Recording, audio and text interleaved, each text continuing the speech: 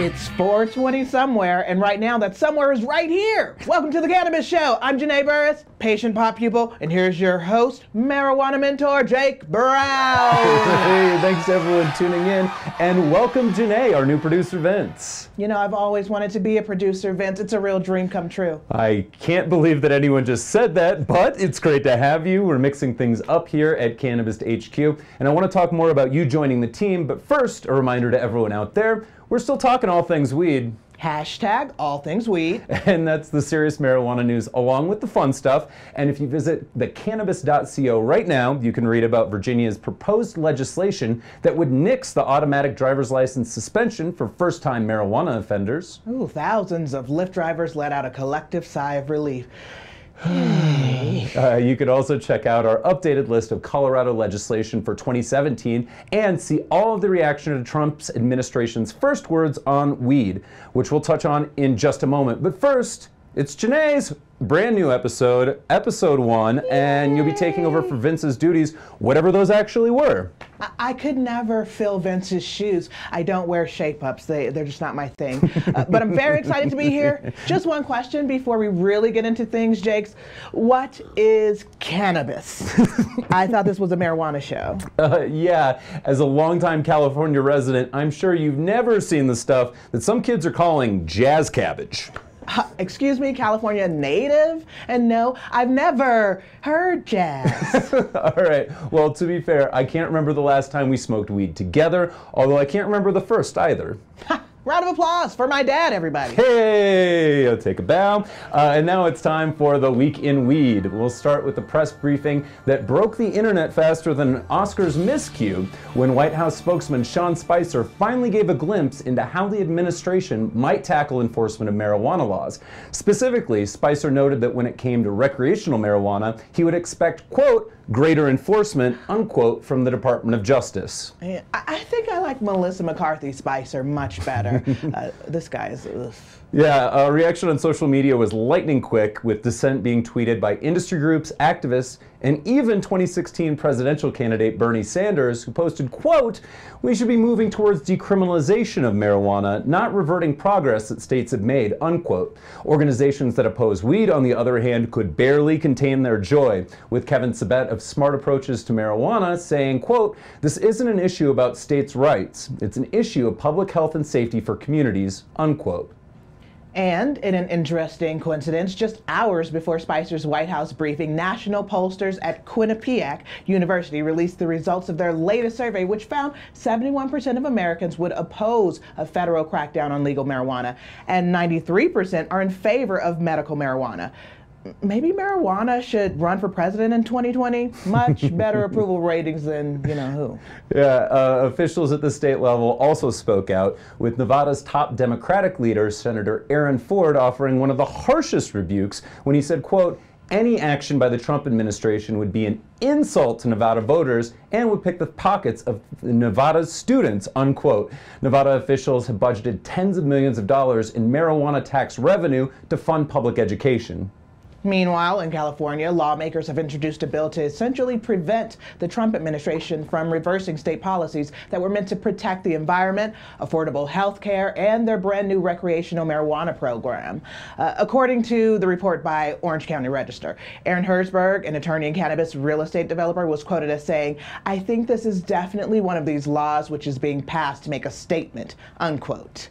Why won't they just leave my granny's drugs alone? Yeah, and Colorado's own Governor Hickenlooper went on Meet the Press last Sunday, and one of the first things he mentioned was that legal weed is written into our state constitution when it was passed by voters in 2012. He also mentioned state sovereignty, which led me down a confusing Wikipedia hole, but basically think of federalism and the 10th Amendment of the U.S. Constitution. Thank goodness legal weed is written into our state constitution. Now, if we could just get slavery written out of it, haha, but we can talk about how we blew it on Amendment T some other time, Colorado. I love that you managed to get slavery into our first episode, Janae. Happy Black History Month. While many are adopting a wait-and-see attitude to see what Attorney General Jeff Sessions actually does, many activists seized on one particular comment from Spicer when he said that, quote, I think when you see something like the opioid addiction crisis blossoming in so many states around the country, the last thing we should be doing is encouraging people, unquote. Now, if I know one thing from my time in weed, people hate when you compare it to prescription drugs. Blossoming like poppies. I see what you did there, Spicer. The National Cannabis Industry Association was quick to point out that, quote, scientific research increasingly shows that access to cannabis significantly decreases rates of opioid addiction and death, in a statement to the press, referring to a study that found lower prescription rates for opioids in states with medical marijuana laws, among others. Actual medical studies? Thanks for doing your homework, NCIA Executive Director. Now let's go to the cannabis policy and business writer Alicia Wallace with this week's quick hit on Attorney General Jeff Sessions' remarks on cannabis. When White House spokesman Sean Spicer suggested last week that, quote-unquote, greater enforcement could be coming for recreational marijuana, speculation swarmed around just what action the feds might take. A few days later, that speculation surged. For the first time as acting Attorney General, Jeff Sessions publicly addressed the issue of legalization. Sessions on Monday told reporters that there's more violence around marijuana than, quote, one would think, and that while states could pass laws they choose, distributing marijuana is still a federal crime. Sessions said he was reviewing past Justice Department guidance around enforcement of marijuana laws. A day later, Sessions reiterated his stance on cannabis while speaking before a group of the nation's attorneys general, saying, quote, I'm not sure we're going to be a better, healthier nation if we have marijuana being sold at every corner grocery store. Those and other comments about marijuana came during the Q&A portion of his address. His prepared remarks focused on violent crime and opiate abuse. For The Cannabist, I'm Alicia Wallace with this week's Quick Hit. Thanks, Alicia. Our first guest is the executive director of one of Colorado's oldest industry groups. Please join me in welcoming Kristi Kelly to the Cannabist Show. Hey. Hey. How are you? How are you? Great to see you. Please grab a seat. Thanks. So you were interim executive director, now executive director, as the interim host of the Cannabist Show. Congratulations. I will interimly say thank you. How long have you been acting as executive director now? It was formalized at the beginning of the year. Okay, so you're starting to settle into the position, and then something like Spicer's comments break out, and it's like, oh God. How many businesses does the Marijuana Industry Group, can I just say MIG? Mm-hmm. Okay, perfect. How many businesses do you guys represent? Well, we actually think about it through the lens of licenses, so we represent about 400 plus licenses in the state. Well, and so if we break down licenses, that would be people that just grow, people that have dispensaries, people that make infused products? So, so right now there are 3 license types, or 4 actually. There are the labs, the cultivators, the processors, and the dispensaries, and then there are the medical and recreational versions of both of those licenses. As of last year, there was also an inclusion of a transporter license type, so that's a new license that will be coming soon. Stay tuned. Transporter? Oh my. Yeah, no, I'm just imagining like Jason Statham as like the transporter. He's got a lot of weed and a place to go. Okay. Well, he's got the right vehicle for it. Exactly. So Sean Spicer comes out this week and is like, hey, recreational marijuana may not be safe under this new administration.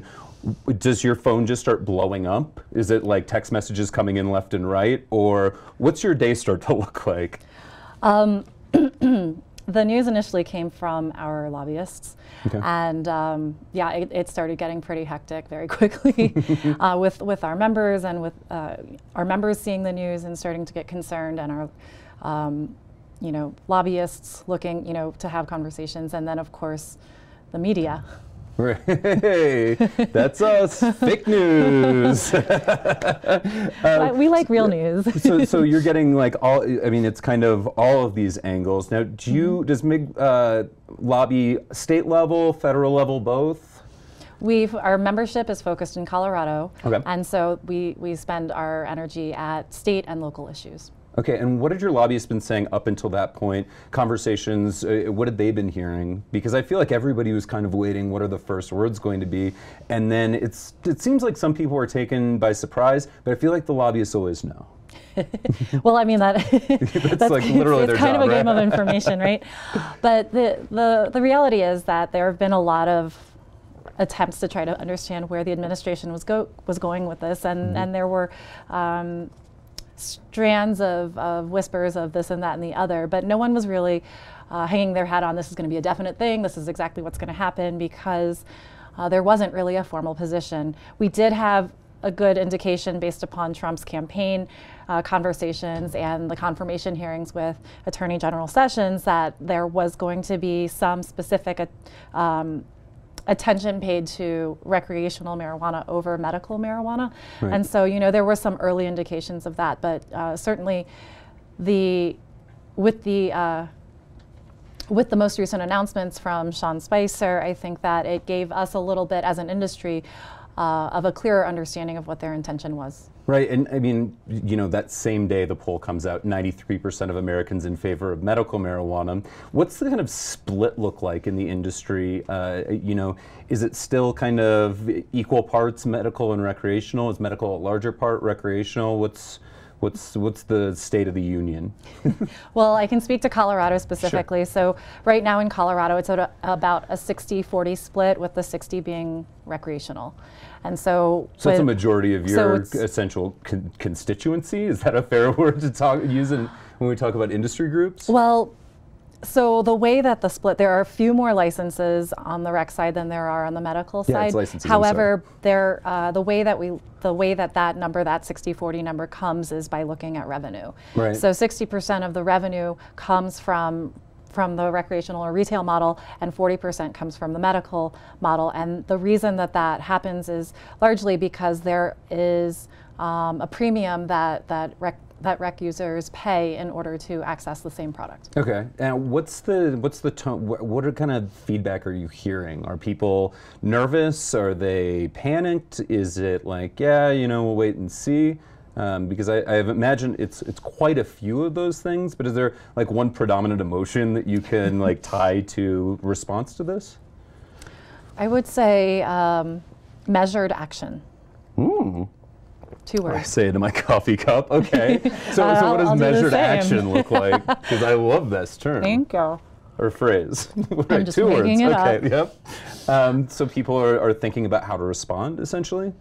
Well, yeah, because there's a lot at stake. We're not just talking about saying, hey, you, JakeBrowne, you can't have access to your recreational marijuana anymore. Oh, nuts.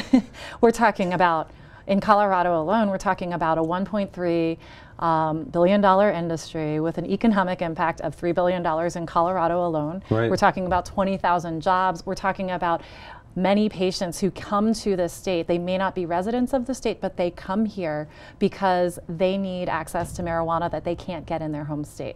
And the things that they need it for are often matters of life and death. So we're talking about lives, we're talking about jobs, we're talking about economic impact.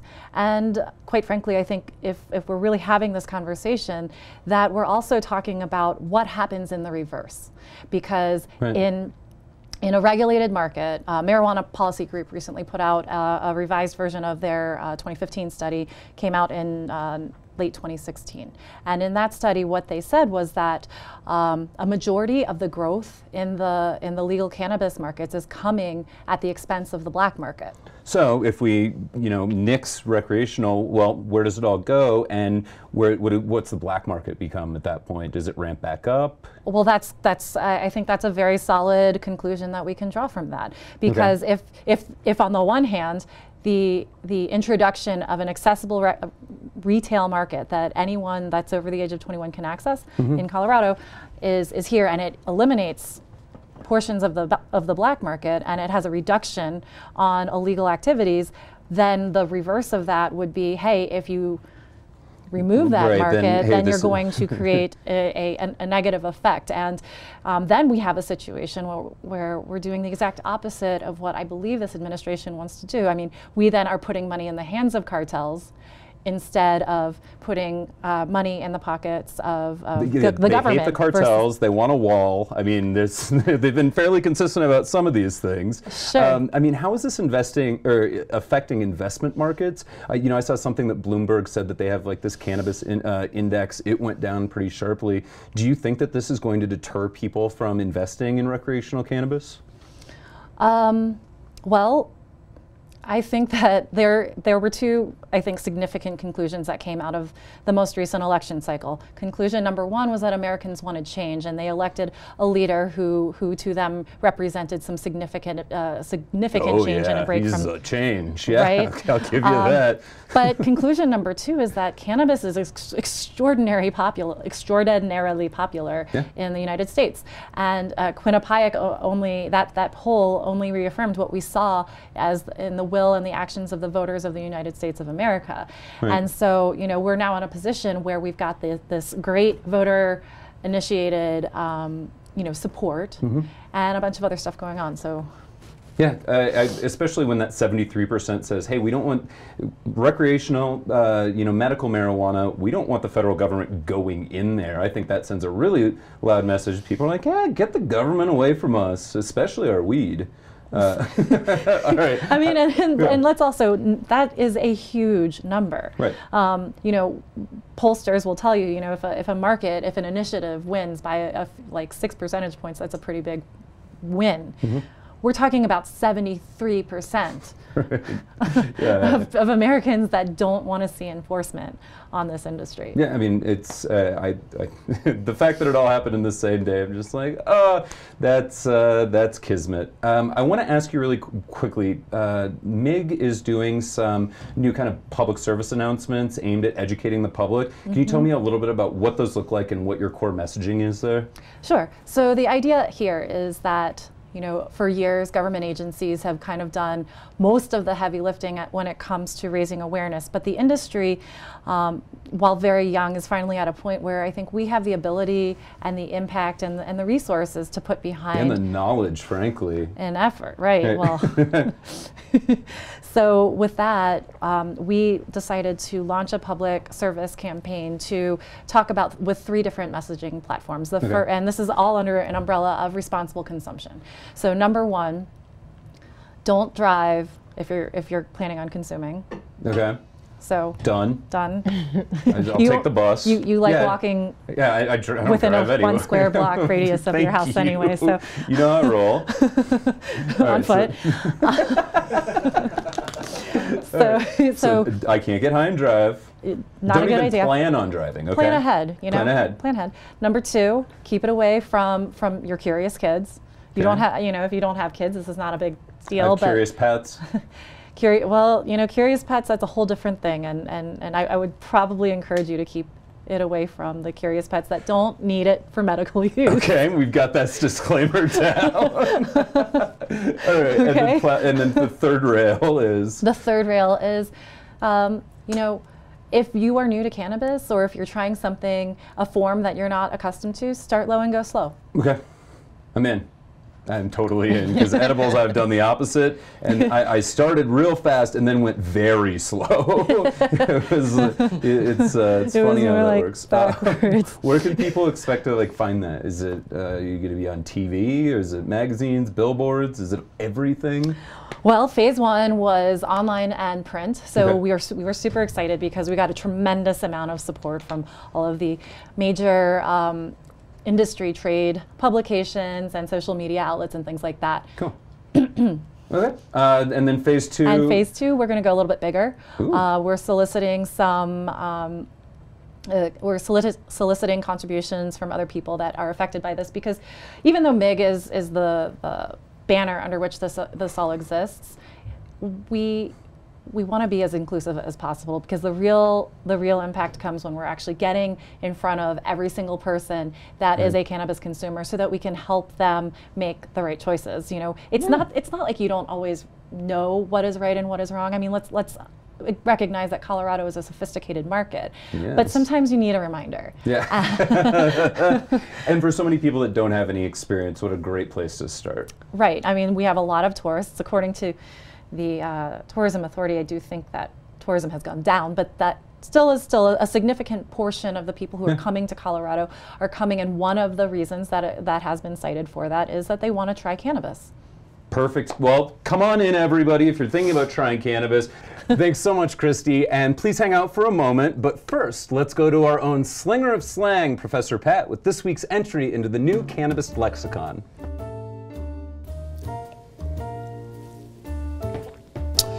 Dab. The act of dabbing concentrates onto a hot surface, producing a vapor. Can also be used as a noun, meaning small amount of concentrate, a dab's worth. I just took my first dab.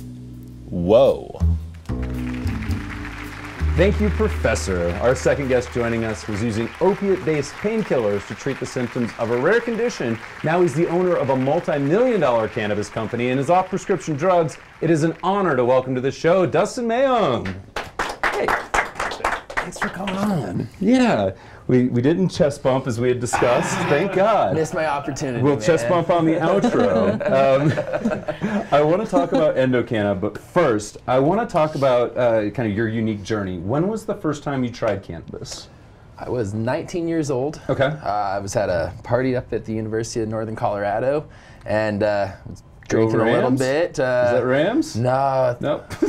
Not 100% sure. I'm pretty sure that's Fort Collins. I've only lived here since 2001. Okay. But you're out there, you're partying. Drinking. You know, they had a big bag of swag. They're all smoking a bunch of blunts, and they convinced me. They're like, there's so much weed in the air. You're already high, so you might as well just try smoking with us. Yep, that'll do it. Yeah, you know, peer pressure combined with everything, but I didn't really feel much off of it. It was kind of unique. I kept trying to smoke it, trying different times, never got much off it. Finally, like the 8th time that I smoked, I got high. Okay, that's persistent. I know most people are like 2-3 times they're like, I just smell funny and my throat kind of hurts. I see what are we doing else, here? I'm like, they're all laughing, they're having fun. Why can't I get this? I want this to happen for me. And we snuck into a friend's bathroom real quick, and me and a guy hit a pipe about that big, and it was like somebody turned the lights on, man. It was a totally different experience. It was, I was at that current time, I'd been sick for about a year and a half, and I just didn't have a quality of life anymore. I couldn't laugh with my friends. I was always in pain, so I finally gotta just breathe. Right. I gotta relax. I gotta just be with my friends. That's that moment where everything it just kind of slows down and you're like, I'm here. Because you had a pretty rare condition that you were suffering with. When people, when you say you're in pain constantly, some people are like, I'm in pain constantly. I feel like I'm in pain constantly. Not to the level you are. Right. The doctors really couldn't quite put their finger on it. Once we did enough research and whatnot, we came up with the diagnosis that it was a new daily persistent headache, which doctors confirm. I believe this is what you have. There's no treatment. There's nothing for this. So good luck to you. Yeah, it's basically just symptom management at that point. Yeah. And you're a teenager at this point. It was it was 3 months after my 18th birthday that I started that. So you're like, I can vote and take prescription drugs. Yeah, it was terrible. The first year they put me on all sorts of different drugs because it was a migraine condition. So I got constant migraines, cluster headaches, tension headaches all day, every day, unrelenting. And they had no idea what was going on. So they'll go down the seizure route. They believe there's some of these seizure medicines, like Depakote and amitriptyline and all these different things that they had me on. And they're just like, hey, this is our best guess. I had a neurologist that said, take these pills, lay in a dark room, in 4 months somehow I'm going to be better. And we call him every 2 weeks, check in, and it was just double your dosage, just stay in the dark room. And then, of course, the 4 months comes through, still in horrible pain, and he goes, there's nothing else I can do for you. Here's a pain clinic to go to, which is just, here's a pill mill that's going to just pump you full of opiates. Welcome to the rest of your life. Yeah. They actually wanted to start doing experiments on like burning out nerves in my neck. They were doing facet joint injections with steroids. It wasn't quality of life. And they actually, when they wanted to do the process of burning out the nerves in my neck, I asked for just a simple explanation of why they want to do it. He said, I don't have time, just get the procedure done and we'll move on from that. So, Dustin, did anyone ever recommend peppermint or chamomile tea for your condition? No. Okay. Just wondering. Just try a couple. Can't say that was maybe a a simple cup recommendation. of tea before they burn your nerves. Right. Like, I'd like to explore some alternative medicines. Yeah, Ones that come in bags, perhaps. Right. Well, and that's precisely where I turned. Started doing the chiropractic route, the acupuncture, acupressure. I can't even remember what the guy did, but he literally just put like supplements in my hand and push on different parts of my body and tell me if the supplements were going to work. I bet a guy tried that with me me before. All right, and so you're just like racking up medical bills at this point? Oh man, my medical bills, if it wasn't for my mom, I don't know what I'd be doing today, but she, thank God, saved me through a lot of this stuff. Thanks, Dustin's mom. Yeah, big thanks to my mom. So you finally, because I mean, I guess that's where I get curious, that you try marijuana so many times, you're on, you know, these really heavy painkillers, and marijuana's not working, but you just keep going back to it. So after it works the first time, where do you go from there? Because I know there are a lot of people that try it, they get frustrated because it's not working, and they give up. Right. So what was your next step? Well, I lived in Wyoming at the time, so yeah, it was great. It was a great place to grow up, man. Right, you get to learn some cool stuff, you know, a lot of outdoors, a lot of hunting, fishing, all that stuff. Yeah. But I found myself coming to Colorado an awful lot, and Wyoming didn't have a whole lot of marijuana. So I came to Colorado. I was a semi-professional paintball player and a professional paintball referee. As crazy as that sounds, right? I have so many questions. I feel like we should romance that for a second. Do you know my friend Matt Horn by any chance? He used sure to he play knows pro me. around the town. I was the referee for the National Professional Paintball League, Okay. so most people, it's like, hey, it's the cop, we want to be friends with that guy. So, you know, I stopped remembering names after a while there because it was just Fair enough, huge. because you were so big on the scene. And I'm sure there's no crossover between professional paintball and marijuana. We had Cypress Hill and all those guys they actually formed a team called the Stoned Assassins, and they had this big motorhome that they drove around from place to place, and you'd pick up their pods and just smelled like weed inside of them, and it was just, every time they get done with a game, it was just like a smoke cloud rose above the stadium. It was a good time, but actually, when I was big in paintball, I was not into cannabis whatsoever. Right. I wasn't into drugs. I wasn't into anything. You're straight edge paintball. I wanted to play professional paintball. That's really what I wanted to do. And I went and I played my first national event. It was in Chicago it was 2015, I think, or no, 2005. And I had a pro team approach me, asked me to, come down for a tryout. And unfortunately, because of the headaches, I never made the tryout. I had to, withdraw from school. I had to withdraw from life, basically. Paintball was done, working a regular job was done, and I just laid in bed. So you're coming to Colorado, and you're finding pot here. Yeah, and that becomes the transition, kind of. As you said, most paintballers might know where to find that from. And met up with guys, and I was like, man, marijuana is a hell of a lot cheaper in Colorado than it was in Wyoming. And the entrepreneur in myself might have saw an opportunity there, and within a year I was in jail in Wyoming, and had all my medicine taken away from me because they said, you're on your analysis now, so no THC, but all the opiates you can handle because you have prescriptions for those. So completely okay to be on opiates. I had the state psychologist, after he heard my story, recommending to let me get Marinol or some form of THC. That was a process and a half. It took me about 3 years till I finally got my doctors to give me Marinol to find out it just wasn't what I was looking for, Yeah, so you didn't find Marinol effective? It didn't do much for me.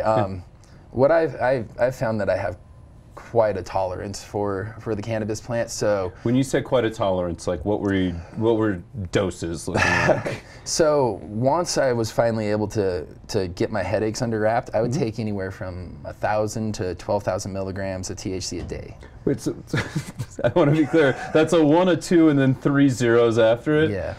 Whew. Okay, so that's why I learned to do what I do. Yeah, Colorado has what? The state recommends a 10 milligram dose. Is that right, Kristi? That's right. And 5 milligrams is really where most people should start their lives out. Okay, and so you would do 1,000 to 12,000. But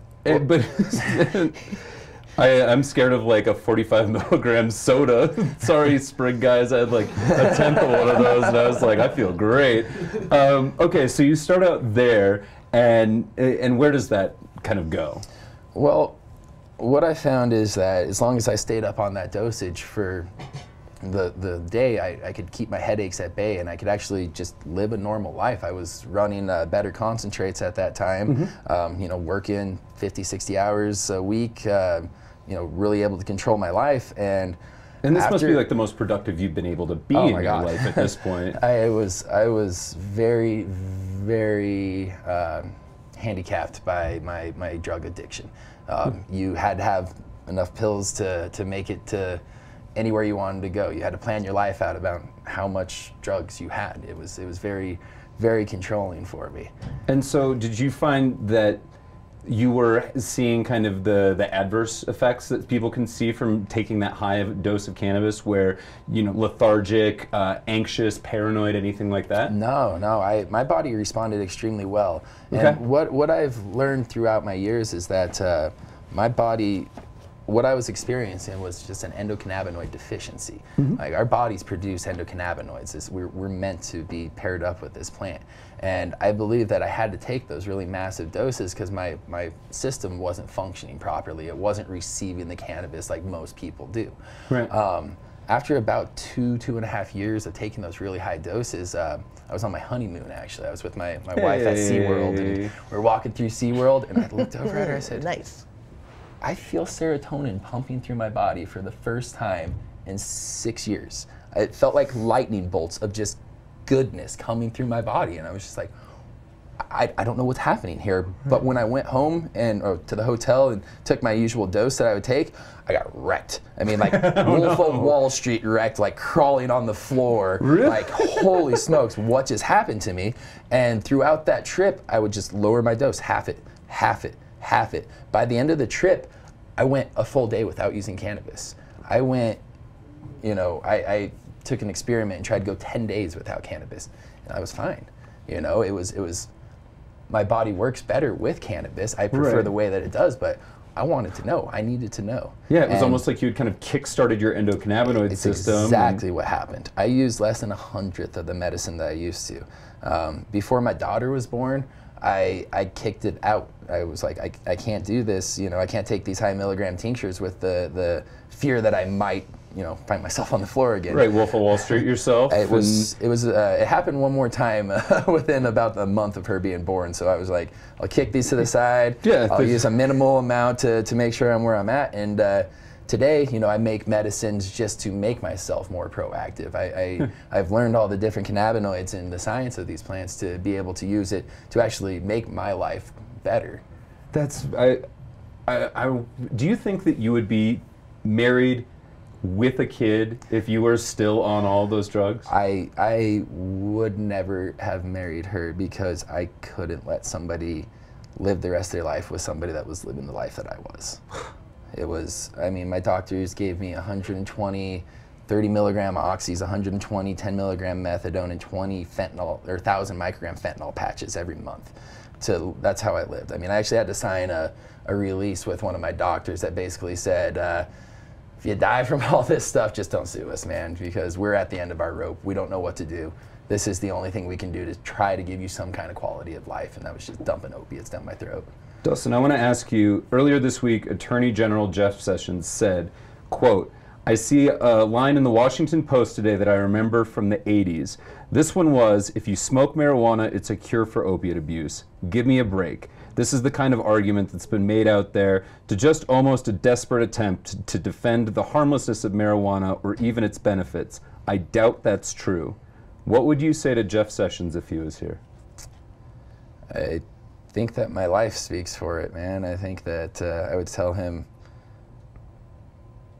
one day changed my life. I was able to consume marijuana and not have pain the way that I was hoping that opiates would ever make my life. The next morning I threw my pills in the trash can and went to the marijuana lifestyle because I found a better way. And I've never been back. I'll be 5 years clean on March 10th and never relapsed, never anything, because I was able to use cannabis. All right. Now, if I'm going to play Jeff Sessions for a minute, something I hope I never have to say again, feels real bad. Bad Halloween joke here, huh? Yeah, I would counter, listen, you work in the marijuana industry, so of course you're going to say something like that. I mean, what would be your counter to that? I moved to Colorado strictly to get just access to this so I can have safe access. I told my mom, I said, you know, I won't jump into that. I won't do anything in the industry because everything we just went through, you know, we went through 4 years of probation in Wyoming. It was awful. And then she came to me and said, look at what it's done for you.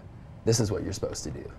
So you know, I had no plan of getting into the industry. It was purely I'm compelled. I have to be in the industry. I have to help other people out there because I know what it can do. I mean, I was a kid that I moved from my hometown in Wyoming my senior year of high school just to get away from all the different drugs and that everybody was doing. Everybody wanted to hang out on the weekends and just, you know, do drugs, and that was something that I wasn't interested in. But once I saw what they can do for me, I can understand where marijuana is a drug, but it truly, truly helps me in my everyday life to be a better person. As somebody who grew up in Iowa, I totally hear you on the people that were like, hey, drugs are going to be our thing. So thank you so much for coming and telling your story. I want to bring Kristi back into the conversation and ask what the people want to know. Do you prefer consuming flower, concentrates, or edibles? And I'll kick that to Kristi to start. Oh, are we asking about me? About you personally. Or the data? Okay, flower. You're a flower. Thank you so much, by the way. You lent me a great bong that we had a chance to clean on the Cannabist Show a few episodes back. That was mine. Do you have like a favorite strain? I don't have a favorite strain. No, you're just like free agent. Well, I prefer sativas. Okay. Mm-hmm. And do you like glass or joints or just however it comes? You seem pretty laid back. Pretty laid back about it. I see Kristi smoking joints. I don't know why. Well, you know. What about you, Dustin? With my tolerance, it's kind of hard. You're like flower. I'm judging the Rooster Cups flower competition. I have a palate for it. I like it, but when it comes to what I need, I prefer not even the edible route. I prefer the sublingual route of tinctures and whatnot. You're our first guest to say tinctures so far. Yeah. So the problem with edibles is that they have to pass through your liver, and once they pass through your liver, THC metabolizes in what's called 11-hydroxy-THC, which is really kind of goofy, right? It's very unpredictable, and it can be really, really overpowering. And that's you know, there's some problems that we've seen with that. With tinctures, what's nice about them is that they work on the immediate cannabinoid receptors, so that you can actually feel the full effects that you're trying to. Not everything's going to feel that indica effect, that sedative effect. You can actually get very uplifting. You can feel the different cannabinoids, the different terpenes that exist inside of there. So I truly prefer doing that, but it's kind of hard to get away from a good dab. I've had the opposite effect. I'm like, I can't get away from this good dab. The terrible life of a critic. Yeah, exactly. I'm just, oh, pot's so strong. First world problem. Yeah, exactly. I want to talk a little bit about cannabis and technology really quick. Kristi, any of your kind of MIG people that are doing some interesting things on the scientific front? And then Dustin, I know that you were talking a little bit about going out to the NIH. I know you're really into distillation at Endocanna, so I'd love to hear kind of both of your stories on what you think kind of the next big tech things are going to be for cannabis, specifically scientific tech. Sure. Well, first of all, we have a bill that we're running right now that actually hasn't been introduced yet, so breaking news. We've got, we're going to be working on an R&D bill that creates the ability for businesses to be able to conduct medical research inside of their facilities. Right now, it doesn't exist in a way in the closed loop system that exists in our Colorado regulatory structure. So this would allow people to do any, you know, you could test and look at medical forms. One of the things that we've had a lot of conversations about is on the ag side, on the agriculture side. What are the different ways that we can look at getting closer to on-label use for products that are used in cultivation, and there's no legal conduit for that to exist today, so that's another dimension of it.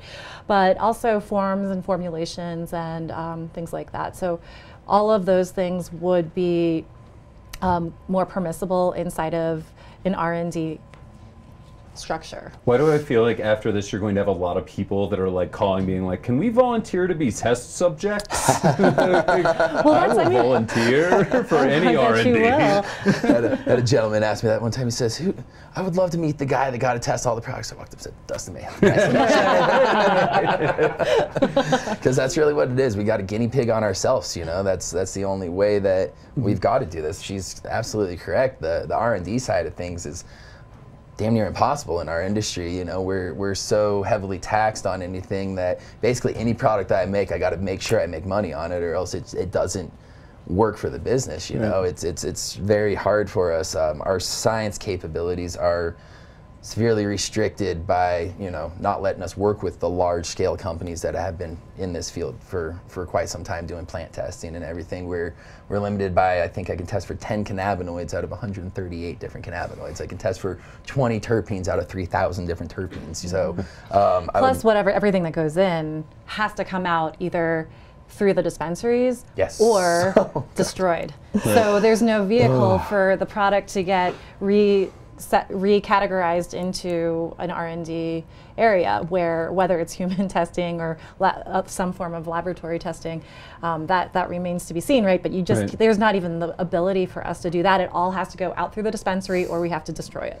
Yeah, if we want to sample any product that we're trying to make, if we're trying to just understand viscosities, or, you know, how something's working through a vape cartridge, anything like that, I have to physically manifest it to a store, drive to that store, buy it from that store, and then, you know, go home and work with it. Yeah, you know, there's never try it on the way back and then just do the whole thing over again. That would never happen. All right, it's that time of the show when we put our guests to the test with the pot quiz. All right, we have determined randomly the magic 8-ball. Kristi is going to start. All right, Kristi, are you ready? You're winning all these today. I don't get it. I am a very lucky person. All right, question number 1. A GOP senator told CNN that a nuclear weapon could be snuck into the United States in A, a bale of marijuana, B, a few pounds of marijuana concentrates, C, weed planes, or D, Willie Nelson's pigtails. D. That is incorrect. All right, Dustin with a chance to steal. Oh, God. I was really hoping she was going to get this one. Kristi's going with a great strategy, tank the pot quiz. All right, so your options are a bale of marijuana, a few pounds of marijuana concentrates, or weed planes. I would hope it would be a bale of marijuana. That is correct. All right. Apparently this has been like an old rumor that like that's the way to get a nuke into the U.S. Talk to the cartels, they'll sneak it in with weed because they're really good at sneaking in weed. Of course. One more reason we need to build that. Nope. Where is he going with that? Nope, nowhere. All right, Dustin, you get a chance for question number 2. Virginia residents convicted of that first-time marijuana possession have their licenses suspended for how long? So first-time marijuana possession, is it A, 60 days if an education class is passed, B, 6 months, C, 1 year, or D, forever, dooming you to a life in Virginia? I know Colorado usually takes away for a year, so I'm going to go with C. That is incorrect. Kristi with a chance to steal. 60 days if an education class is passed, 6 months, or what's that? 60 days with education, that's my guess. That is incorrect. Dustin with a chance to take it back. Is it B, 6 months, or D, forever dooming you to a life in Virginia? I'm going to go with forever. That is incorrect. Yeah. Kristi, what do you got? Okay, by default, I'm going to say 6 months. That is correct. Winning at life. Right? Winning at life every year. All right, you guys tied it up. I wanted to even it out, man. 6 months just for your first time possession. And that's just possession. That's not driving. That's not anything. Nope, they go, hey. Like, you got a joint, man. Sorry, you can't drive your car to work for 6 months. Well, the rules are, I mean, it's just kind of going in the opposite direction of trends of the rest of the country. Yeah, and I think that's why they want to step in. They have like a really bad fine system where unpaid fines can lead to it. So good job, Virginia Governor Terry McAuliffe. You better pass this, you son of a gun. Hope they're public transit. I hope he didn't hear me say that. I think he's very powerful. All right, question number 3, back to Kristi. Colorado Senate Bill 17-015 makes it illegal to advertise selling marijuana where? Is it A, Craigslist, B, radio, C, concerts, or D, the parking lot outside of every concert? A. A is correct. The Craigslist ban is going to go into effect, it looks like. Wow. Yeah, now I always remember like when we were a legal dispensary, we would say like, hey, come in, and we would advertise that on Craigslist because people would look for illegal marijuana, and we'd just be like, hey, it's easy, come in and see us. Have you guys ever advertised anything on Craigslist? Well, legal businesses would still be able to advertise through their regular channels. This is about people who don't have the legal ability to sell product. Oh, okay. Well, the problem I see with Craigslist is our rule that we're governed under is we have to be able to prove that the audience that we're portraying to is at least 75% over the age of 21. Okay. So like I did a concert. All we those literally cool teens did on Craigslist. Right. Well, I don't know. I don't know if you can know? guarantee. So Yeah. that would be the problem. Like I did even a concert in the park, Civic Center Park. It was the 420 on 521 last year. And we had to have all of our banners and everything inside of our booth where you couldn't like actually see from the outside. Interesting. So yeah, we had some pretty harsh things put onto us, and it was a 420 concert. You know? So Indeed. hope there's not too many people under the age there. All right, Dustin, you can tie it up right here. Question number 4. Snoop's venture capital fund, Casa Verde, recently invested $10 million into a marijuana delivery service. What is it called? Is it A, Speedy Weedy Trees? Is it B, Volkswagen? Is it C, Ease? Or is it D, the Chronic Courier? So it's got to be A. That is incorrect. Kristi with a chance to steal. Is it Volkswagen, Ease, or the Chronic Courier? I think it's Ease. That is correct. Whoa! Where'd you pull that one? That was good. I'm a good guesser. That's good. Yeah, as evidenced by your first guess, Willie Nelson's pigtails. All right, Somebody had to say it. I mean, hopefully I thought I was going to be the only one. All right, thanks so much to Kristi Kelly of the Marijuana Industry Group and Dustin Mahon of Endocanna for joining us. If you like the podcast, please subscribe, leave us a comment, and rate the episode. If you watch the show on our site, share it out on your favorite social network. God, I sound old when I say stuff like that.